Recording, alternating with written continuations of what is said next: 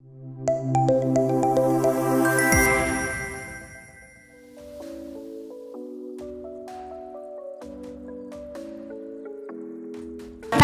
2 discussion on rethinking curriculum and pedagogy to reflect the accelerated use of technology in school education. And it's my honor and pleasure to introduce to you our session moderator. Ladies and gentlemen, please put your hands together to welcome on stage Ms. Sapna Shuklaji, founder, Edustart Solutions, Sukul, start. COO, Boarding School Association of India, Ms. Sapna Sukul ji. Huge round of applause for her, ladies and gentlemen. Thank you. That's all right, right? Yeah. I'll introduce the rest. All right, ladies and gentlemen, also help me welcome on stage Dr. Sami Ulla, CEO, Manipal Group of Schools. Huge round of applause for him. A very warm welcome to you, Doctor. Let's also welcome on stage Ms. Vamsheepriya Amar ji, Principal, MVJ International School, Chairperson, Bangalore, Sahodaya. We had her early this morning. A very warm welcome again, ma'am. Dr. Hemalatha S. Murthy ji, Principal, Director, White Petals Group of Institutions. A very warm welcome to her. Can we hear the applause going, please? Thank you. A very warm welcome, ma'am. Ladies and gentlemen, please help me welcome on stage Mr. Chirag Agarwal, Founder, Director, EarlyVentions Chain of Preschool. A very warm welcome to you, sir. Can we keep that applause going? A little bit of energy on the stage. Thank you. And Ms. Shwetha Sumanth ji, Principal, Shanthi Nikethana School, Co-Founder, Adelie International Preschool. A very warm welcome to you. And Shazia Ahmed ji, Managing Director, Aryan Presidency School. A very warm welcome to you, ma'am. Can we have a round of applause for her, ladies and gentlemen? All right, that's our panel 2 speakers on stage. Once again, a very warm welcome to all of you, and over to Sapna ji to moderate the session. This one, I like to start. I want to start.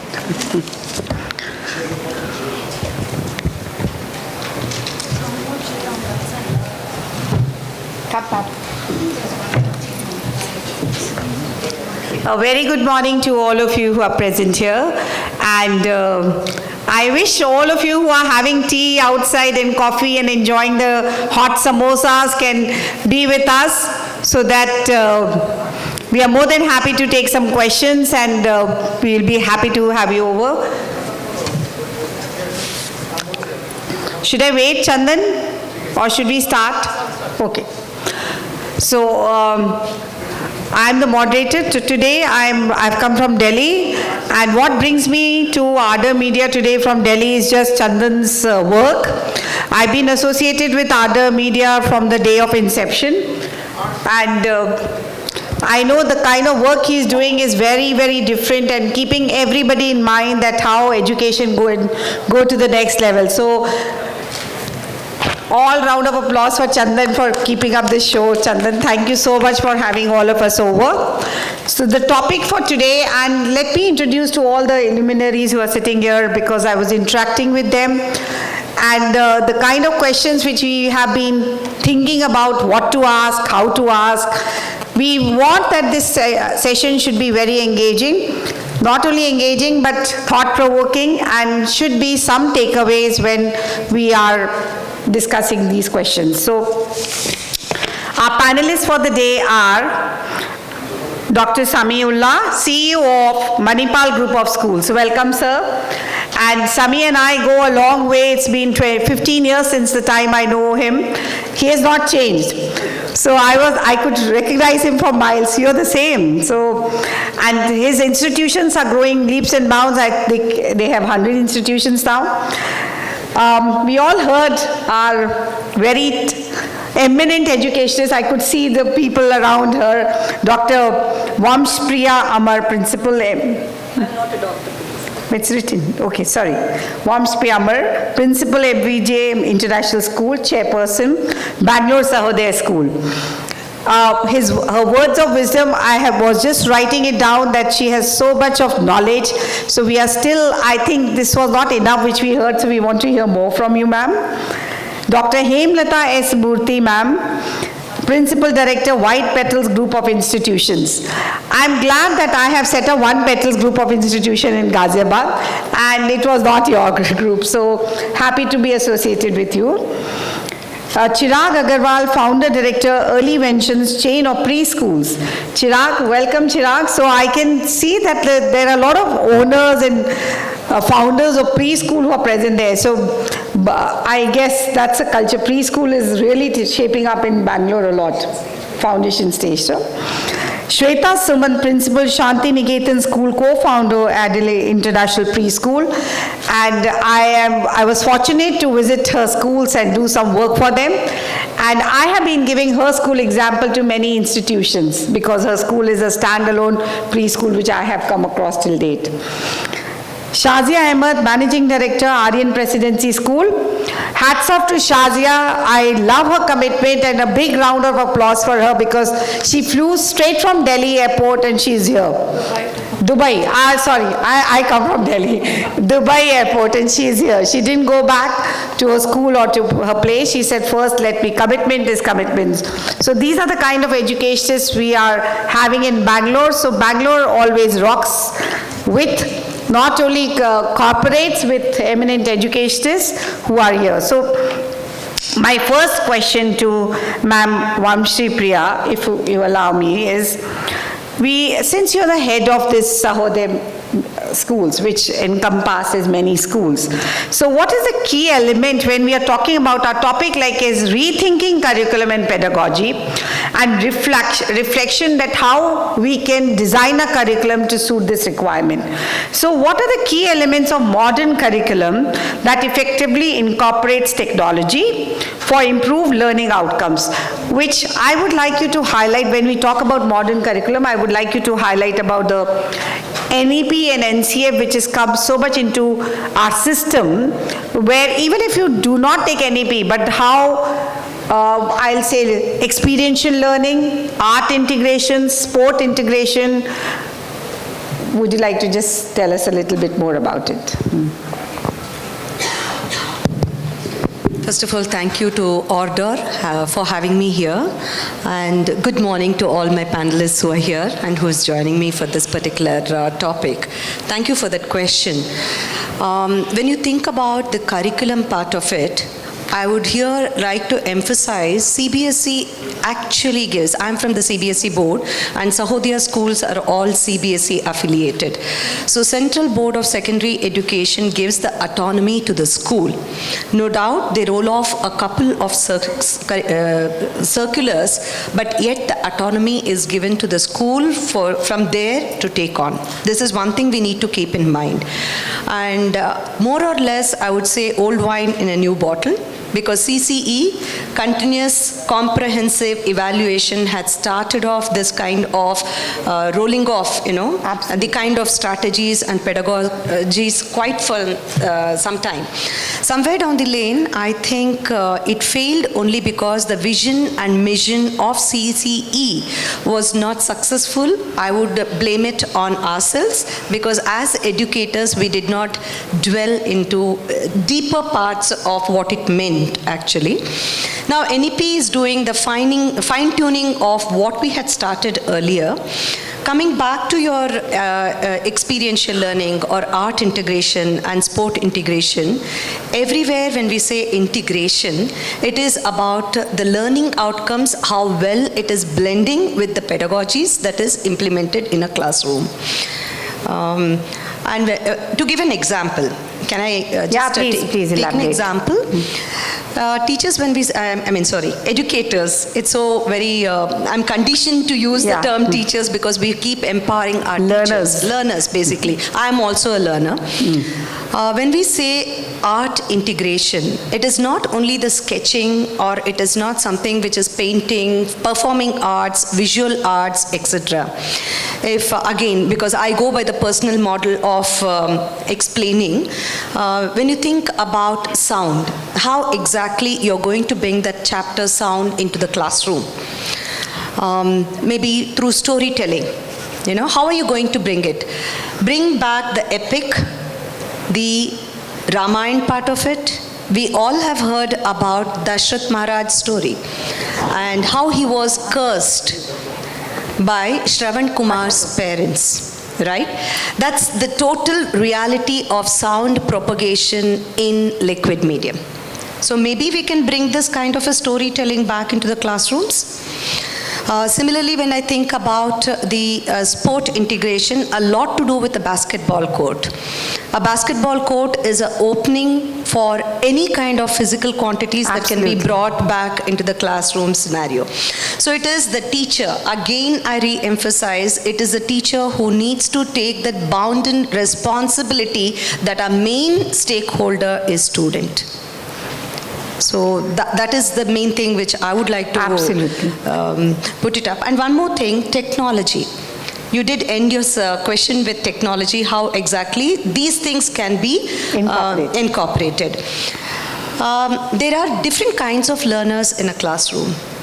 When I think about multiple intelligences, we all know about multiple intelligences. To reiterate a few of them, it could be visual learners, it could be kinesthetic learners, auditory learners, or the rest, music learners, music lovers, logistic and linguistic, etc. So bringing the technology, probably, see, we cannot make it very mundane strategies, because way back in 2000 itself, technology has cropped it. 2000 or maybe in 1999 itself, because I still remember using Jill capsules to make my classroom effective, or the strategies implemented in the classroom for an effective communication, non-verbally show all these kinds of pictures back into the classroom scenario and make children understand. Just showing a video or probably just showing pictures is not called as taking the learning forward. But how well it is integrated with your learning outcome for that particular activity is something that needs to get standardized. Thank you so much. She's so, what she spoke is so correct, because since I travel a lot, there is a school which I like to, it's in Chhattisgarh, where I witnessed that the teacher was dancing, she was performing Bharatnatyam, and all her movements were related to studies, all the other subjects. So all the other subject teachers were there, and so beautifully the entire Bharatnatyam dance was just in every dimension of the dance, whatever the movement was linked to the subject teachers who were sitting there. So it's happening everywhere, and I'm sure that it's with her and with all of you, you must be doing certainly these integration with subject integration. Sami, coming to you, like I would like to know, since you are handling so many schools, and we have heard that nowadays we keep listing that Japan is the best education system, and so is European countries, but soon we see they are shutting down also, because everything is going virtual, or maybe because of the reason can be 10 reasons.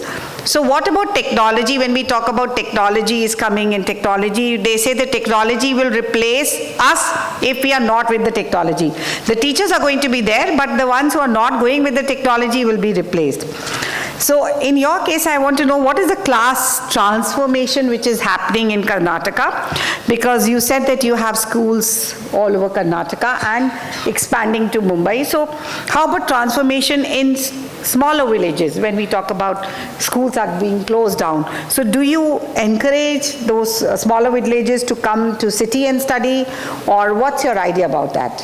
Thank you. Good morning all. Thank you so much, Sapna madam. Talking about the technology again, we time and again say that it's an enabler, and which is, what is the purpose of a technology? It's like communication, providing information, simulations, and perhaps in manufacturing is production. How do you automate your production lines and processes? So when we are talking about schools in rural areas, still a long way to go. Either you take Karnataka or the country. But we did I was part of an exercise in Telangana, where the rural, of course, the government we had a very big support from the government there, where we provided tabs to each Anganwadis there. Okay, so, and it was loaded with the content, the state government content. Now, if we have to do something very similar in a state like Karnataka, if we go, yes, rural is still lagging in terms of education, the modern education that we talk, and the kind of experiential learning, so to speak, and the activity based. That's not there in the rural part, because it doesn't make an economic sense for a private school to go and open, good groups to go and open in such kind of tier 2, tier 3 cities. So the best way we can tackle this problem is provide technology there in the near the end user. If you're talking about government Anganwadis, can we if the government can get involved, we can provide all the content and make a beautiful experiential learning for the students. So students, they are now deprived of what we see in Bangalore or metro cities. That they have not seen. It's again chalk and talk there, and teachers are not that good. Although the government is doing a lot of efforts through Sarva Shiksha Abhiyan and Madhya Shiksha, but it's not taken off. So somewhere we need to incorporate technology there. There are a lot of tools in technology. We can, apart from what devices we are using, we have Google Classroom for collaborations. We have Microsoft. I saw one Microsoft tool which is called immersive learning. So Yeah. it is such an excellent tool. It doesn't require whether you are in Bangalore or anywhere else. It helps it. Of course, it helps all kinds of students, but I saw this particular video where it is helping a dyslexia student how to cope up with the studies. So same, it could be dyslexia in the double inverted commas, yes, but rural children are also facing very, very similar problems. So there are a lot of tools, all free tools and maybe affordable tools, which we can utilize this for remote learnings, for distance learnings, give them opportunity to have concept-based learnings, project-based learnings. So is it happening in rural areas? Would you like to give an example about any school? This we tried in, of course, in Telangana. I can't be so specific because I'm not involved with the state government per se here. But yes, we did this with Anganwadis. We gave a lot of tools to them loaded on the tab, and we also provided them a lot of manipulatives where it can help the children locally. See, Anganwadis are the last point of contact in places like very, very rural and below poverty line places. So they are funded directly from the government, and they run these centers from, most of them from their houses. So if you're talking about the inclusive education, I mean, that's what your question, if I'm asked. Yes. So this is what it matters, If you're talking about equity, if you're talking about inclusive education of every strata of the society. It could be disabled, it could be the poverty, it could be migrating laborers. Absolutely. Everyone can be tackled here. And the best source for us to tap is the Anganwadis. So, Thank you so much. Shazia, coming from Dubai now, she must have seen the best infrastructure there, and suddenly you come to Bangalore and you see the pothole roads, and you see that things are here and there, which you feel like they... I don't actually see any of it. I see all the beauty here. I see all the top gardens. beauty, but still there are certain things All the lovely things all the lovely things, has to but offer. still there are certain things which we feel that it has to be set in place.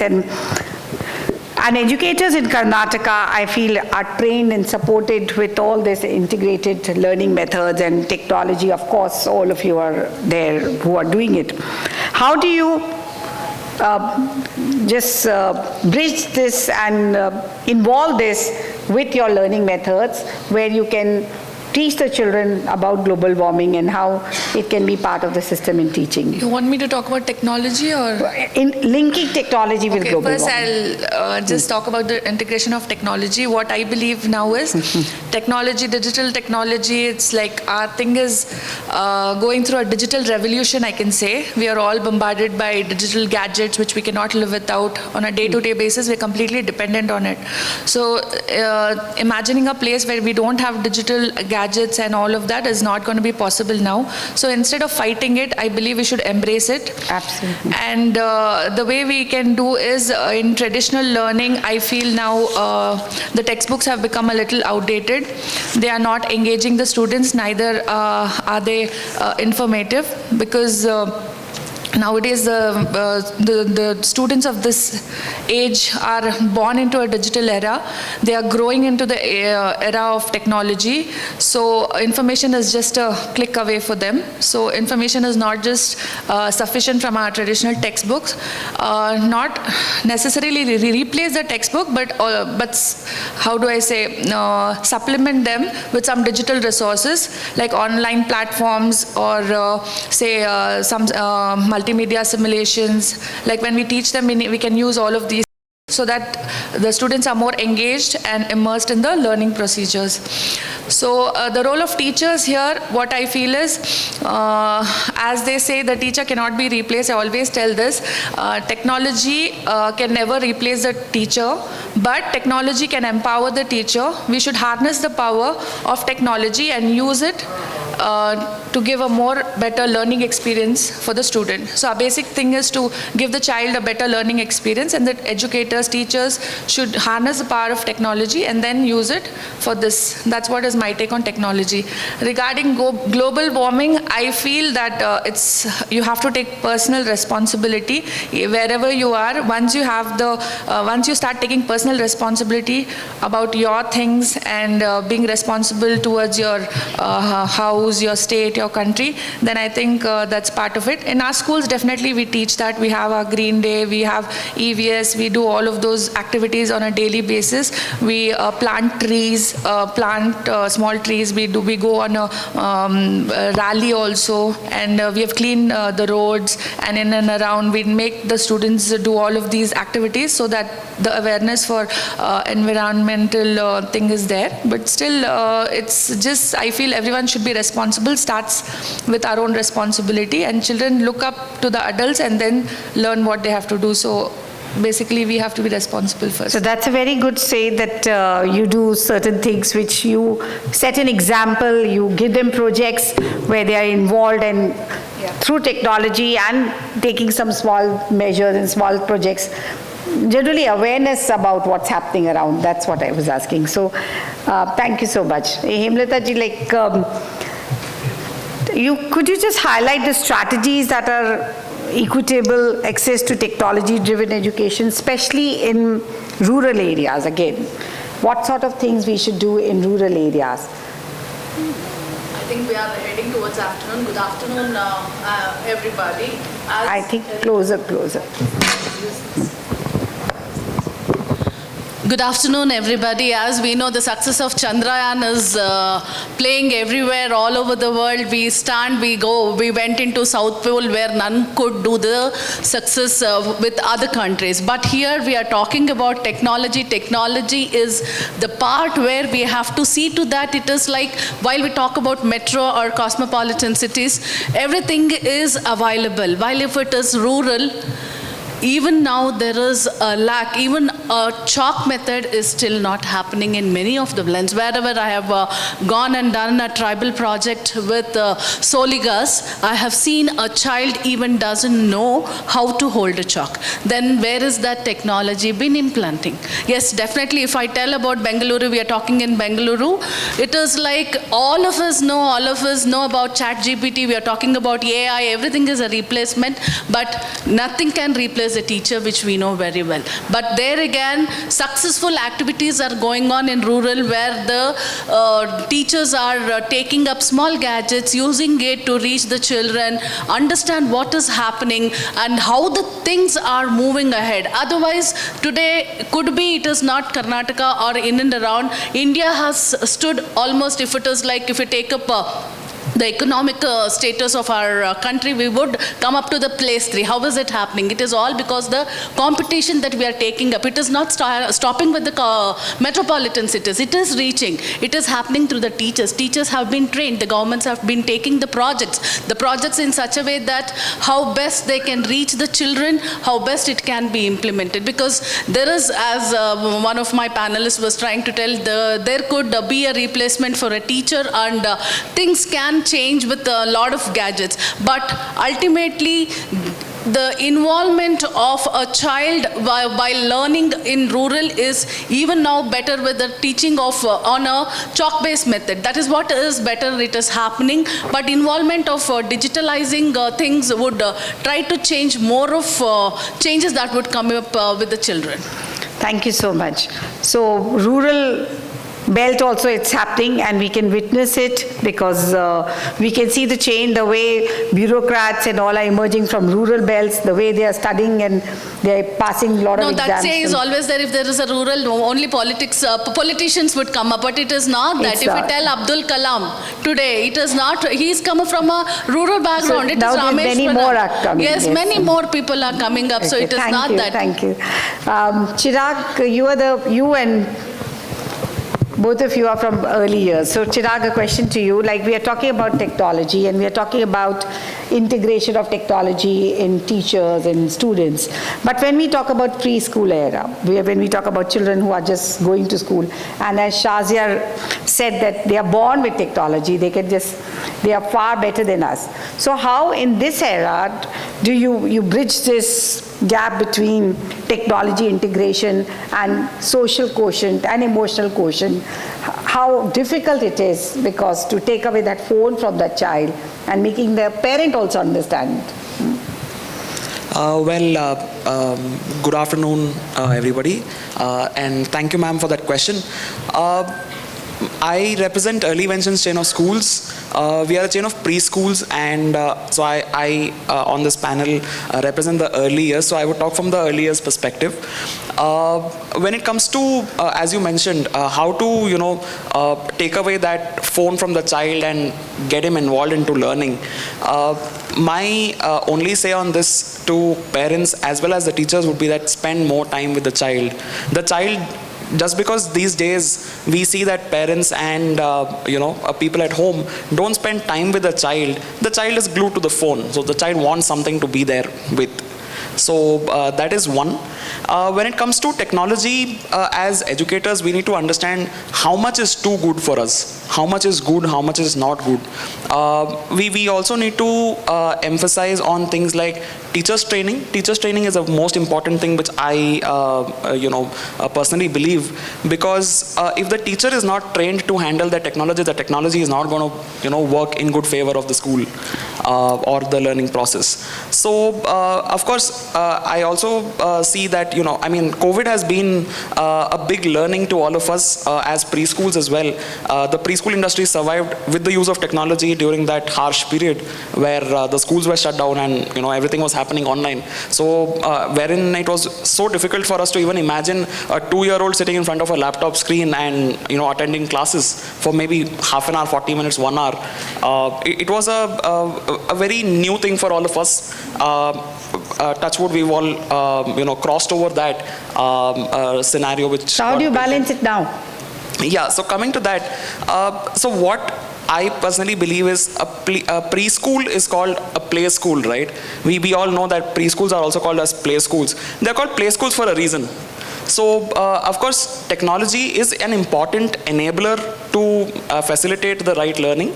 But I would not go with the say that, technology is the future. Technology, of course, can be like a complement to the teacher, but technology is not replacing the teacher in any ways. So that social skill, that interpersonal skill which a school and a teacher has with the children is the most important factor for early years at least. Thank you so much. Thank you, Chirag.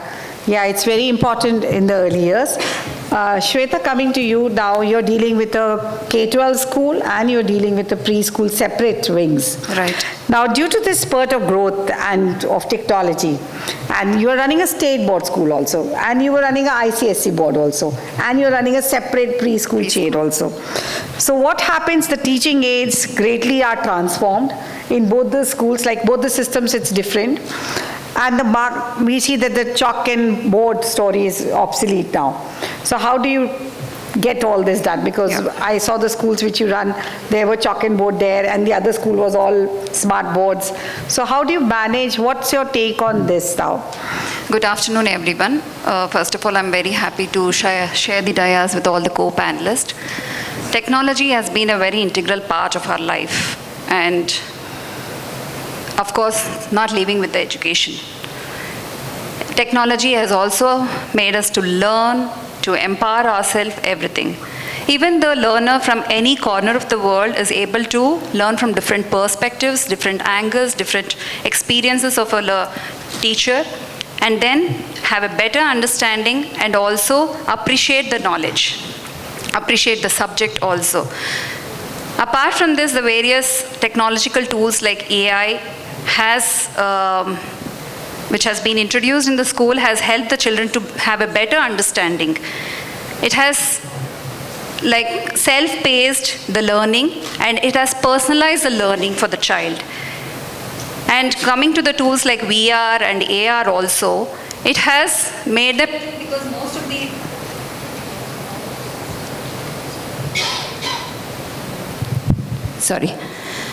most of the classroom teaching is through demonstration. But we are not going to give the live experiences. But through AR and VR, they are able to get the reality of the things. So technology has really helped the children in learning. At the same time, it has a lot of demerits also, because we are not teaching them the potential hazards of technology.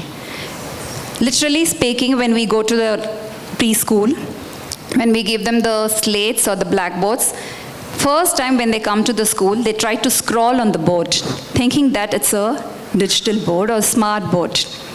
So that's the era we are living in. And children don't know how to use technology. We are not priming them properly.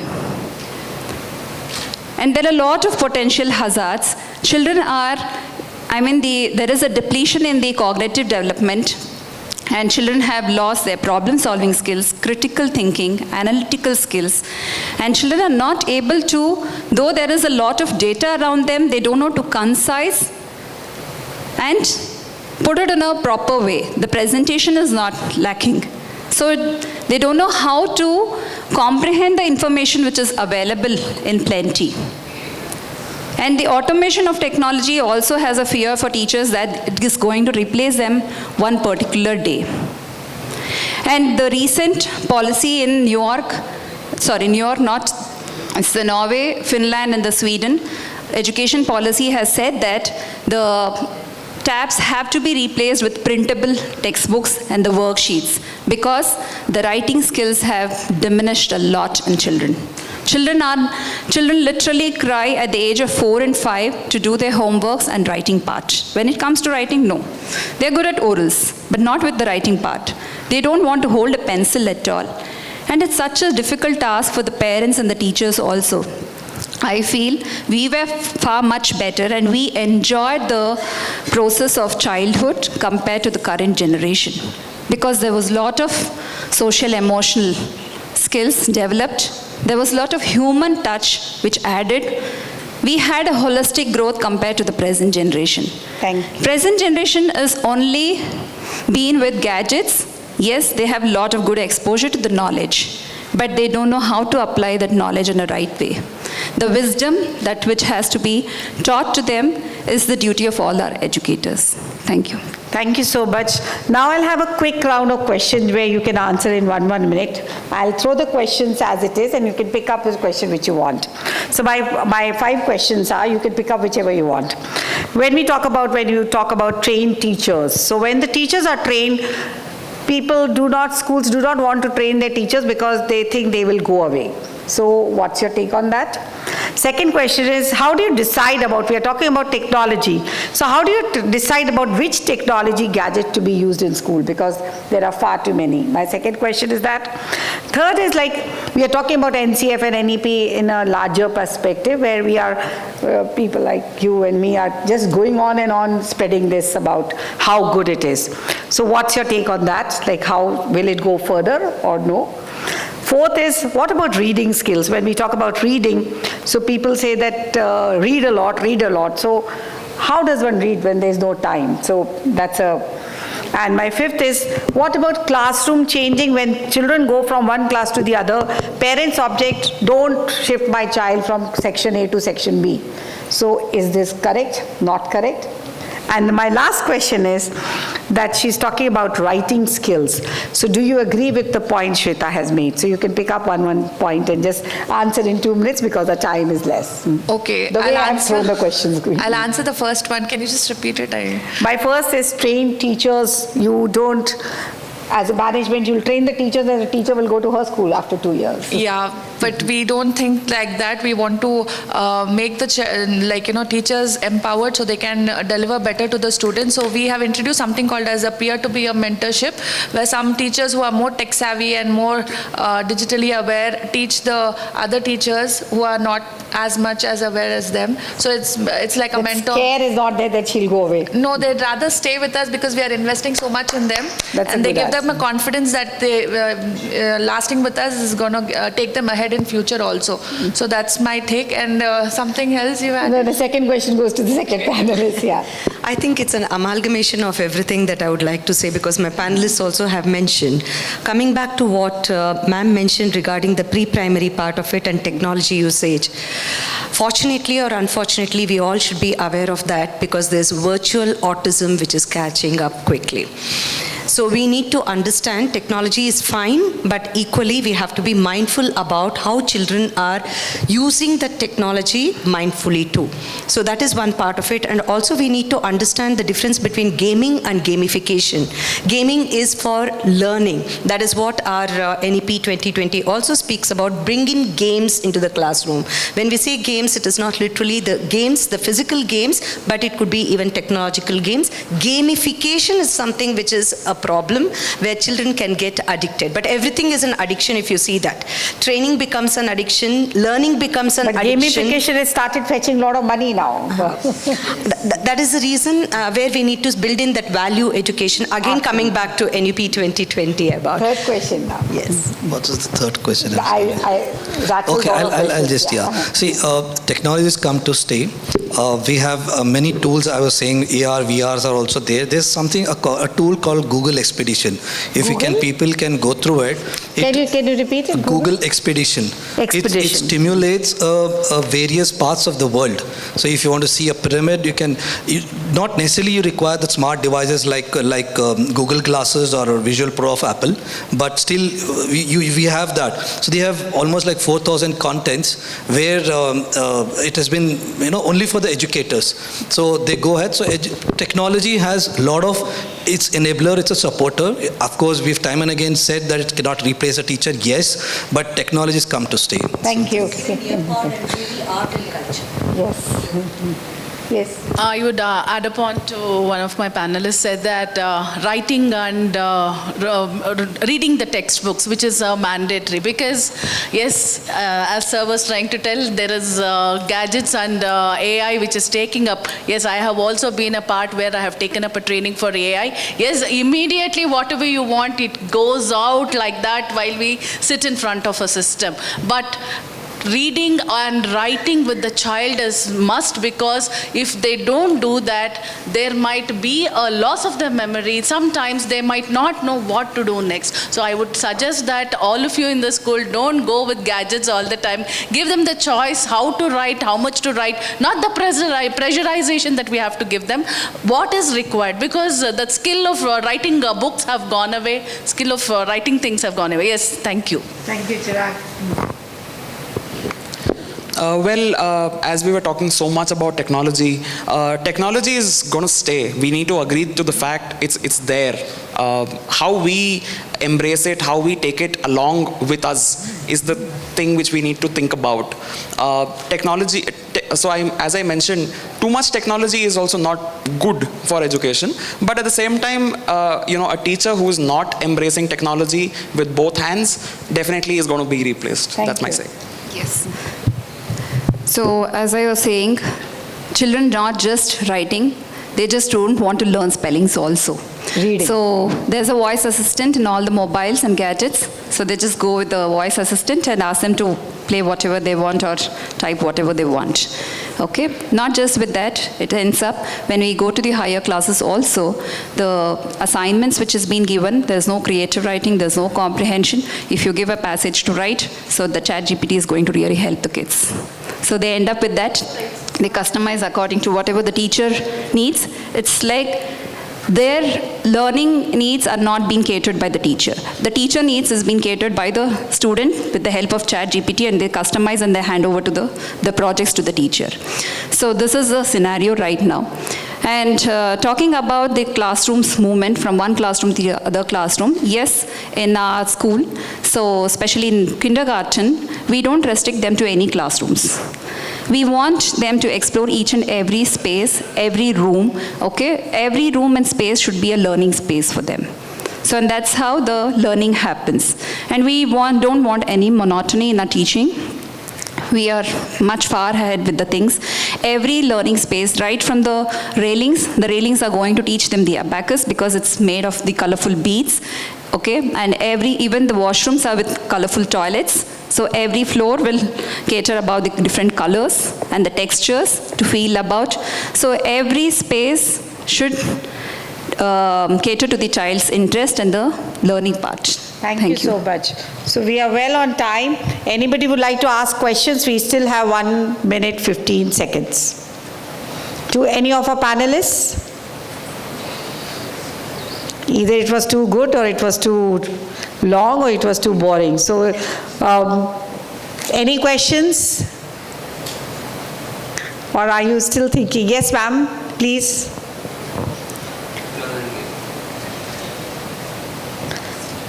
We have 1 minute. Good afternoon, everybody. I do understand that we do embrace the technology, but recently I came to know that, from the panelists and all these, educators turned to be the masters of technology during COVID times. But don't you think that our students have become the slaves or addict to the technology, whereas the parents come and cry, telling that they are not listening to us?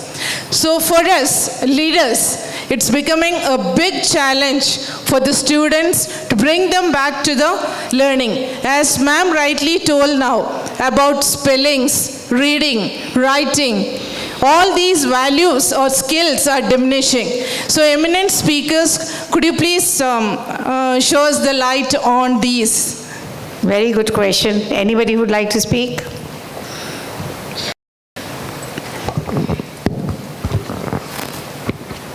Thank you, Shwetha, for that question, because I know her personally too. See, it all depends. During the COVID, we did have these online sessions, but online session is like a brainstorming and a conversation that happens just like a classroom. For instance, I cannot make use of that particular session to have my practicals, which my age-old people also used it. How many of us dare to experiment with the grass knobs? How many of us teach lessons using Mixi? How many of us use agarbattis to teach in a classroom? True. So these things, the platform what we are showing in for children or probably utilizing is maybe tomorrow, due to the metro construction, all of a sudden the government can come up with a policy telling that we will run classes from home. So agreed, there is a platform, but equally how well you establish the platform and not curb the skills that is coming up is very important. So if I have to teach a calibration, I can teach it even with the knob, basically. True. So it's the teacher who makes the difference in a classroom to build these constructive skills and for the child to empower and move forward. So the teacher should actually look twice. I think that is what, even when ma'am spoke about the global warming part of it, I'll just try to mention, most of the IT people, they are sitting back at home for 4 days and only 2 days I think they're visiting. Don't you think our pollution, all of it is, that's the part of the global warming that we are talking about, right? So obviously they're sitting, but they're reaching out to everybody in the world. Right? Thank you, ma'am. Short thing about your question, I want to say, that's what I mentioned in my speech, that instead of trying to tell them not to use, students are definitely going to use. How much ever you try, they will do everything in their capacity to get the things done easiest way. And the easiest is technology.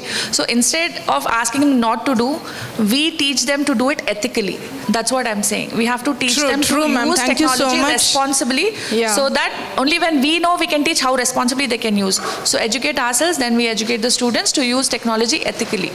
That's what. Thank you, ma'am. Thank you, ma'am, for the question and for answering so beautifully. And thank you, panelists, for such beautiful time I spent. It was supposed to, I think we can go on and on and on, but off the stage. Thank you so much, Chandan and his team. Thank you. You can take it. No problem. Well, a big round of applause to Ms. Sapna Sukul ji for ably conducting, and I must say she is energy powerhouse. A lot of energy given here. Thank you very much, and equally well done to the entire panelist speakers. Thank you very much for adding all your valuable inputs and your time. Thank you very much. Can we have one huge round of applause for all of them? And requesting once again Mr. Chandan Anand to please come over and help felicitate. I didn't want to mix this up, but it happened. Help felicitate our guest speakers today, please. So first and foremost, requesting Ms. Sapna Sukul ji to kindly accept this token of appreciation. Thank you very much.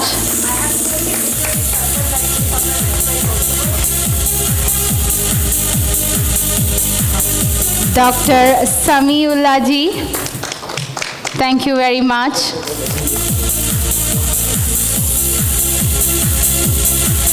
A huge round of applause, ladies and gentlemen. Miss Vamsheepriya Amar ji. Okay, she's here. She was here before as well. So thank you very much once again for your time and energy. And ladies and gentlemen, please put your hands together for Dr. Hemalatha ji.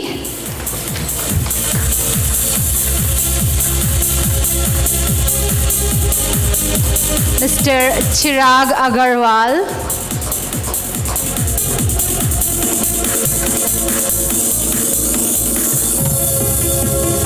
Let's keep that applause going, please. Miss Shwetha Sumanth.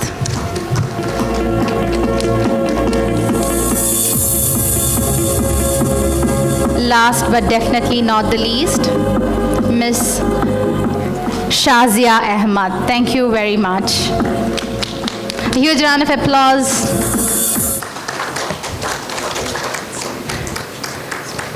Well, once again, thank you so much, all of you, for being here, being a part of this beautiful event and making it a grand success. Thank you very much. Well, while they take a quick photograph, let's remember there is hashtag Elsa Bengaluru, hashtag Elsa Karnataka. Look for Ardor.com Media Group on your social media handles. You can post your pictures. Let the world know what we've been doing here today. And also the live telecast is going on Facebook. You can tag yourselves. Thank you, everybody.